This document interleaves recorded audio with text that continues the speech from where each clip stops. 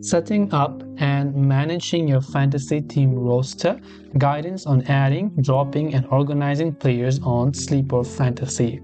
Now, Sleeper Fantasy provides a user-friendly interface for managing your team roster. Here's a guide on adding, dropping, and organizing players.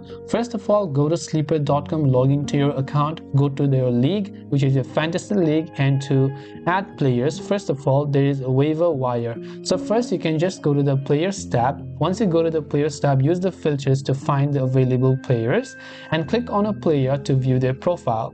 After you do that, if you want to add them, just click on the plus icon right here and basically add them to your roster to make the room.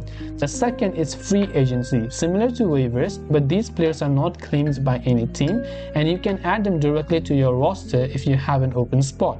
The third is trades, so you can just go to the trades tab over here, and then after that you can propose a trade with another team in your league, and if they accept, the players will be added to your respective rosters. Then third is dropping players, so you can go to your team tab in the Sleeper website or the app.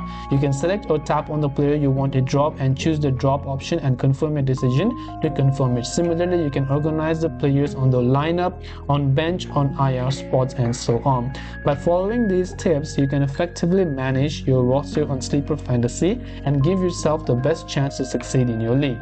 If you have any questions, feel free to leave them down. Thanks for watching and see you in the next video.